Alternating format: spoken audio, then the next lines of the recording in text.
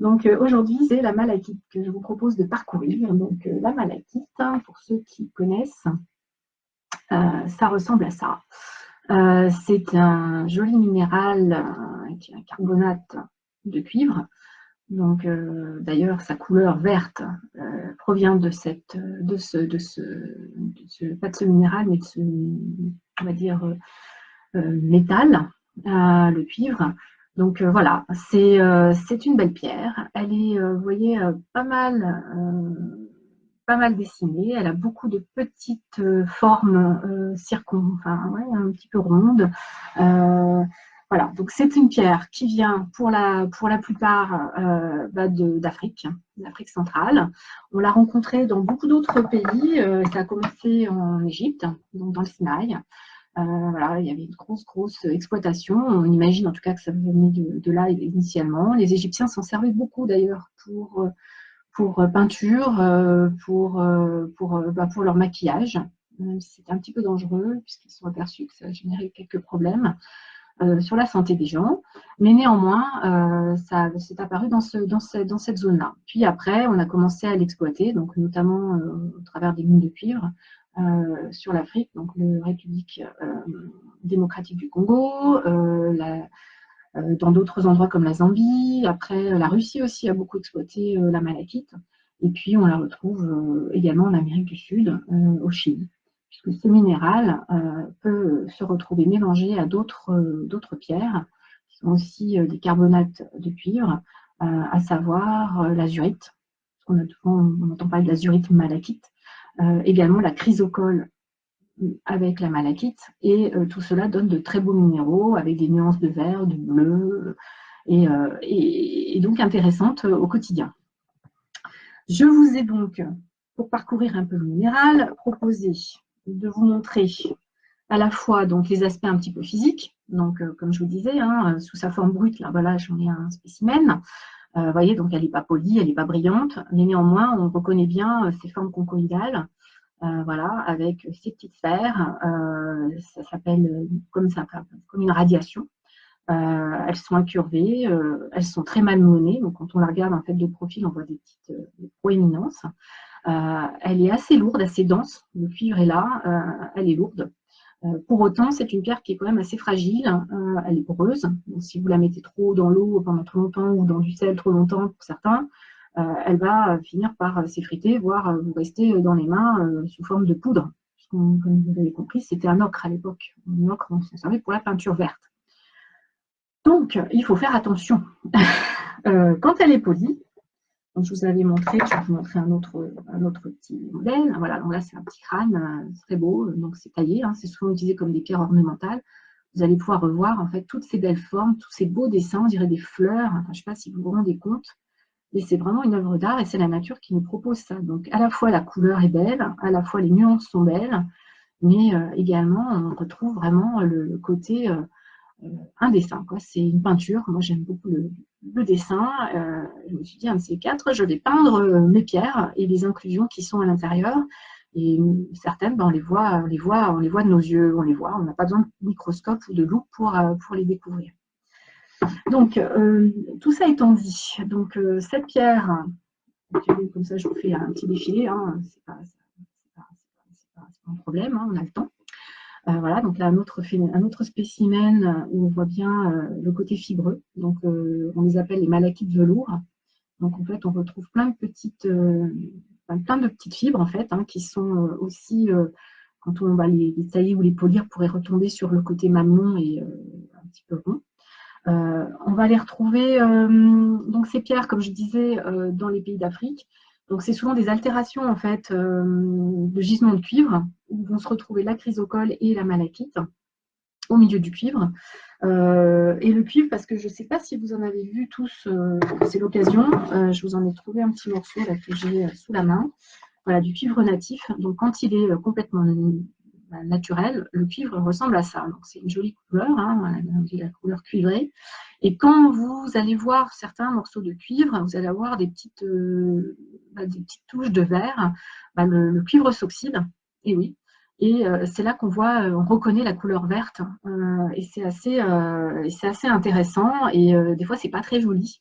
mais n'empêche que on comprend un peu le cheminement du cuivre natif vers ces formes de malachite dont on parle tout de suite. Donc la malachite, donc je vous ai dit que c'est un carbonate, c'était pas très stable, c'est pas très dur comme pierre, même si elle est assez dense, assez lourde. On va parler de système cristallin. Alors là, on est sur vraiment les propriétés physiques, hein, c'est ce qu'on apprend en gémologie, puisque ben, j'ai fait une petite formation et puis un petit diplôme quand même pour pouvoir rentrer un peu plus dans le détail des minéraux. Et on est sur un système cristallin, il y en a 7, monocliniques. Voilà, donc c'est comme un parallépipède. Voilà. Bon, je ne rentre pas dans la formation sur les 7 systèmes cristallins, mais j'avais un petit jeu des 7 familles là, que j'aime bien montrer, que j'aime bien aussi proposer des fois aux parents qui ne savent pas trop comment éduquer leurs enfants sur le sujet de la géométrie dans l'espace. Ben, parler des minéraux et des systèmes cristallins, c'est un très bon moyen d'y rentrer, je vous le dis. J'aurais dû faire ça avant, moi.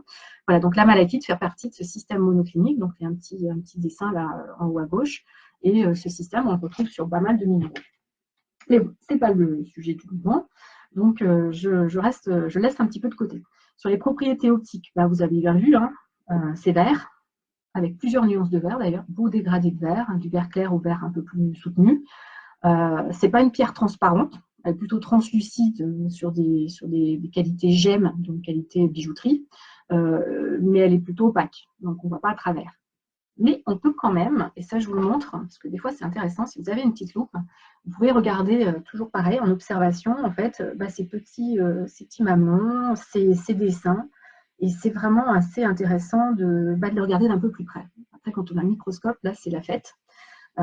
Mais encore une fois, on n'est pas tous équipés et on n'a pas tout ça sous la main. Quoi vous dire d'autre sur les propriétés optiques? Bon, bah donc, on va en arriver aux propriétés peut-être plus émotionnelles. Moi, j'aime bien parler des couleurs. Hein. Pierre d'émotion, c'est pas un hasard si j'ai pris pierre et émotion, parce que je pense que les pierres, quand on les regarde, c'est beau. Voilà, on ne peut pas rester insensible à cette création de la nature. Et puis, la couleur verte, c'est aussi des choses qui nous parlent. Elle a beaucoup de signification, cette couleur. Donc, on active le sens de la vue, pour le coup. On n'est pas dans les propriétés chimiques avec le cuivre, qui va aussi avoir néanmoins des propriétés à la fin. On en parlera un petit peu après. Donc, le vert, c'est plein de significations symboliques. Hein. Le marketing s'en est bien emparé. Hein. On connaît bien la roue de Newton avec les différentes couleurs chaudes et couleurs froides. Le fait qu'une attire l'autre ou l'une est à l'opposé de l'autre, etc. etc. Le vert de la malachite, ça représente le chakra du cœur, ça représente l'élément bois, ça représente plein de choses, en tout cas surtout l'apaisement, le calme, un peu et même beaucoup des fois l'amour, enfin en tout cas l'amour tourné vers les autres, et puis le renouveau, parce qu'on est sur des couleurs, voilà, quand le vert commence à apparaître après l'hiver, on dit voilà, on est dans le printemps et ça veut dire le changement, on va redémarrer quelque chose et ça nous apaise et ça nous fait du bien. Donc il suffit de se promener dans le bois, dans le jardin si vous en avez un, et vous allez voir la nature sous toutes ses formes. Et le minéral va avoir le même effet sur votre psychologie, sur votre psyché et ça va vous faire du bien. Voilà, donc on va pouvoir le porter sur soi. Donc là, j'ai mis un petit pendentif que j'ai monté. On va pouvoir le monter sous forme de bracelet, voilà, donc avec des perles, parce qu'elles sont taillées non pas seulement en ornemental, mais c'est aussi des perles. Hein. On va pouvoir en fait, l'avoir chez soi sous une forme brute, hein, puisqu'il y a des gens, et moi j'en fais partie, moi j'aime beaucoup exposer ça chez moi, donc je vais mettre cette perle-là chez moi, et on va pouvoir la regarder, ça va nous faire du bien.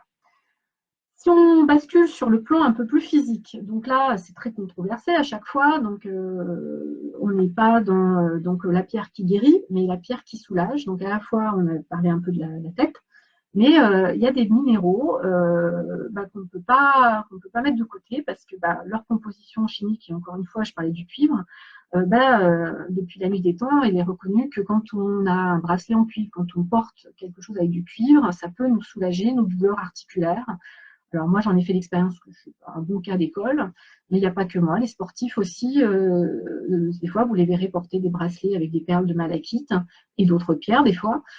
Simplement, c'est une pierre qui peut activer le sang, qui peut faire du bien, voilà, qui va localement soulager. Donc ça n'empêchera pas que vous aurez mal le jour où vous enlevez votre bracelet, qu'il faudra quand même traiter le problème de fond, et quand même accompagner ça d'un traitement s'il y a besoin, ou d'une opération. J'y suis passée, voilà, donc je peux en parler sereinement, sans aucun état d'âme. En tous les cas, c'est une pierre voilà, qui a plein de propriétés, à la fois psychologiques, émotionnelles, par rapport à ses couleurs, hein, par rapport à la vision, donc, et puis sur le contact. Voilà, donc ce que je pouvais vous dire sur cette petite chose-là, c'est que c'est une pierre qui mérite d'être observée, de prendre le temps de la regarder, de prendre le temps aussi de connaître un petit peu les autres, ses frères et sœurs. Hein, voilà, donc là, je vous ai sorti des petits cristaux d'azurite. Là, vous voyez, j'ai un morceau de malachite qui contient de l'azurite. Donc, on va vraiment retrouver des mélanges comme ça intéressants, des minéraux qui, dans leur construction, vont se retrouver, mélanger, voilà, par le phénomène de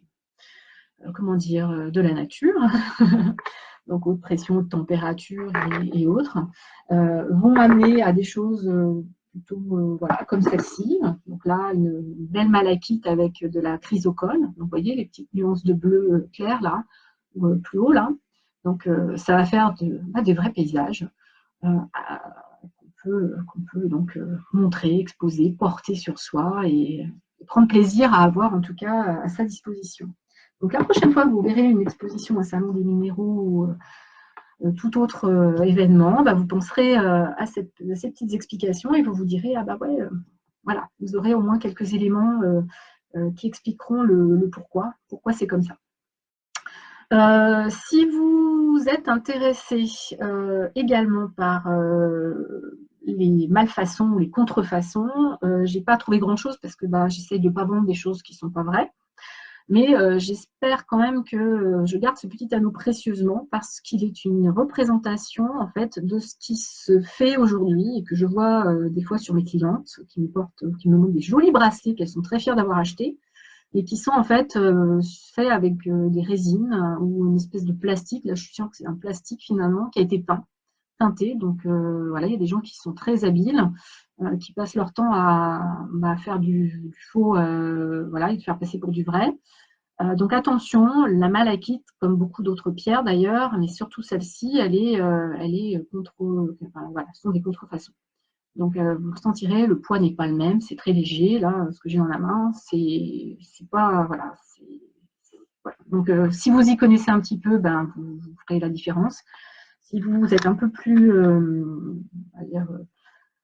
débutant, voilà, le prix peut des fois aussi faire la différence. Donc, voilà, une malachite qui ne coûte pas très très cher, ça peut vous mettre la puce à l'oreille, à moins d'aller l'acheter dans le pays et auquel cas vous ferez des affaires. Mais c'est vrai que sinon, il faut vraiment faire attention. J'ai un autre exemple là, parce que moi-même, je me suis fait abuser, donc je les garde quand même. Donc là, ce n'était pas de la malachite, mais c'était de la chrysocole malachite. Écoutez, voilà, il y en a qui se sont amusés à faire trois couches de peinture, mais magnifiques. Hein, vraiment, ils sont beaux. Hein, on pourrait même les porter, ça serait pas ridicule, mais c'est du plastique. Donc, moi, je m'amuse des fois de temps en temps avec mes outils un petit peu pour percer, pour tailler, à couper les perles en deux, là, et puis je vérifie. Donc, là, c'était du faux. Donc, attention, vraiment, vous ne faites pas avoir. Donc, observez, et puis n'hésitez pas à demander à des professionnels pour ne pas vous tromper. Voilà, je crois que je vous ai à peu près tout raconté sur le sujet de la malachite. Bon, je pourrais en dire plein d'autres, hein, où on la retrouve, notamment, peut-être que vous avez fait attention, sur la Coupe du Monde, ils ont mis de la malachite pour ornementer ou pour habiller, on va dire, la coupe. Donc voilà, c'est quand même une pierre sympa. On la retrouve aussi au Palais du Trianon, je crois, c'est à Versailles. On le retrouve aussi au Palais de l'Ermitage à Saint-Pétersbourg. Voilà, donc c'est vraiment une pierre emblématique et très appréciée. J'en ai fini pour cette première expérience. J'espère qu'elle vous a plu, qu'elle vous a intéressé, que je vais pouvoir peut-être continuer. Donc, en tout cas, je me suis dit rendez-vous demain.